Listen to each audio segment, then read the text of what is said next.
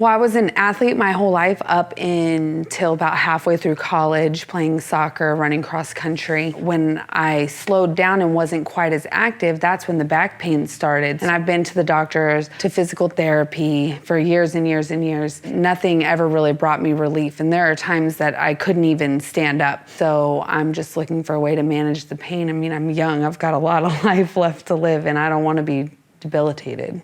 All right, this is case study number 2. I'm with Jeane. Jeane has had back pain for over a decade, and it has literally put her on the sidelines of life because she's a soccer coach, is that correct? Mm-hmm. So she coaches soccer, and she has to sit out sometimes because the pain is so intense.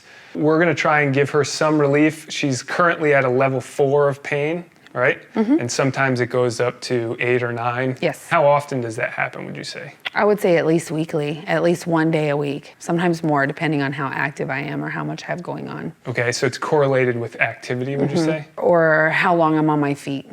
Gotcha, so when you spend time on your feet, the pain goes up. Absolutely. Do you have a specific thing that happened, or is it just over time this happened? I stopped being as active athletically when I was about 20, 21. And I would say over the course of the next 5 or 6 years is when I started the pain starting to come on and gradually got worse and worse and worse over time. Okay, and you have 4 kids? I do. C-section or natural? Natural. All natural, okay. Yeah. Epidurals? I had an epidural for my oldest 2. Did you have back pain after that? Yes. That's something we see often as well. So she knows nothing about the program. We're gonna have her get down. We're gonna take her through about 20 to 30 minutes of the program. Typically it's 3 sets of about 8 repetitions. We're just gonna go based on time because most people have a time restriction. So we're gonna do it, then interview and see how she feels afterwards. You ready? Yep. All right, we're gonna get her started. So now you're gonna get in the starting position by bending your knees, hands at your side. This will be the beginning and ending position for the first 4 exercises. Okay. And then we'll do it a couple times after that. So the goal here is you're gonna put pressure down with your hands to engage your abs. The first movement we're gonna do is called a knee pull. What you're gonna do is bring this knee into your chest, slow and controlled. Keep bringing it back until you tilt your pelvis and you feel a slight stretch in your lower back. So if you need to lift your butt up a little bit off the ground, do you feel a stretch? Yep. Okay, now you're gonna extend your leg out in front of you without touching the ground and repeat.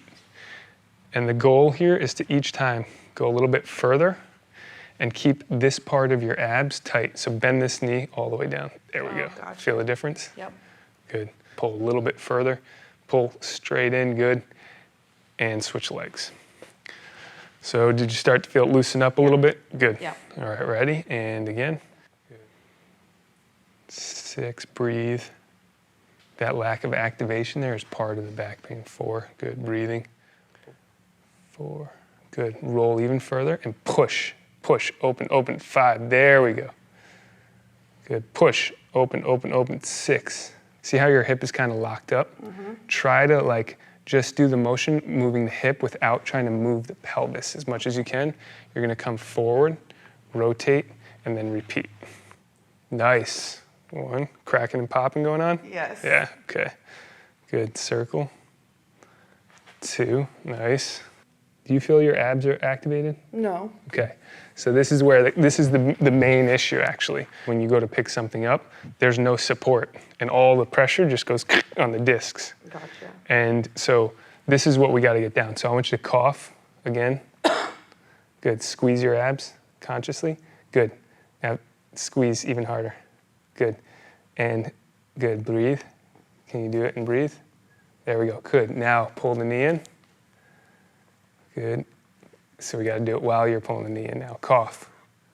Okay, now to activate the abs. A little bit more, better. Now do the movement. This is where the disconnect is. So this might take some time connecting. Good, there we go, last one. Pull, good, circle out even further. Pull, good, circle all the way. Keep those abs tight. And then come forward, 1, just like that. Good, pull all the way in.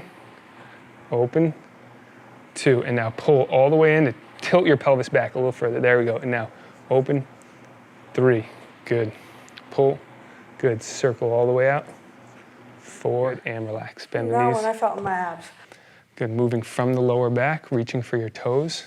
Now push your forehead kind of up and down like you want to extend the spine. Push it down a little bit. There we go. Where did you feel that the most? The most right here. Inner thigh. Did you feel anything in the lower back? Yep, and pull from the lower back. There we go.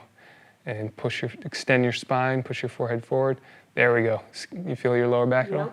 Now reach for your toes a little bit more. Good. Scale of 1 to 10. How intense is that? 7. Okay, reach a little further and relax. Okay, come back. We're gonna do that 2 more times. Scale of 1 to 10. 7 or 8. Okay, breathe, exhale, and head down even further, and relax. So this is part of the issue. Your abs aren't being activated. So what's happening is your belly is just kind of being distended. Yeah. And as soon as you go into what's called anterior pelvic tilt, like this, you're putting pressure all on your discs. Bring the shoulder up, touch, drop back. We're gonna start with just that movement.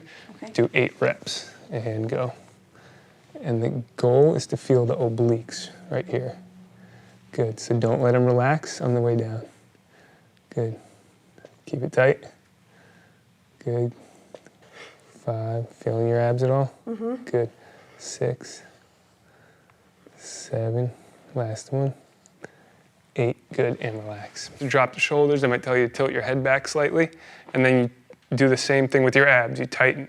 The goal is to feel the muscles on your lower back, right around the spine, okay? So go ahead and sit in the very edge of it. Feel these muscles. Drop your rib cage a little bit. There we go. Good, there we go. Squeeze your abs. Keep push and pull, push and pull. Good, and relax. Squeeze the abs. Push and pull, and relax.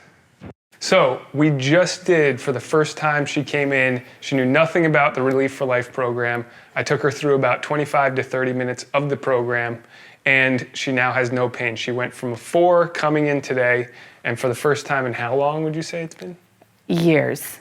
Okay. This is probably the first time I've had 0 pain in my back in probably 8 years. Wow, awesome. So that's why we're doing this case study, so you can see firsthand somebody coming in who's had a decade of pain, 4 kids literally on the sideline of life, came in with a 4 of pain level, and now has no pain for the first time. Would you recommend this program to anybody? Absolutely, to anybody. Even if you only have a little bit of pain, mild discomfort, try it. If there was somebody out there like you that had the same pain, who was skeptical, that's the purpose of us doing this, because everybody's skeptical. Everybody's skeptical, yeah. And they think like, oh, whatever, that doesn't work, that doesn't work, that doesn't work, whereas it truly works. What would you say to that person? I would say you literally have nothing to lose, because this program isn't gonna make it any worse. So you have nothing to lose. It is going to alleviate some of the pain and the discomfort that you have. So just take the leap and try it. 30 minutes is nothing. Everybody can find time for 30 minutes. Absolutely. All right, well, Jeane, I think that's a wrap for this, unless you have anything else, any other feedback. No. All right. I loved it. I loved it. Awesome. Thank you for doing the Back Pain Relief program.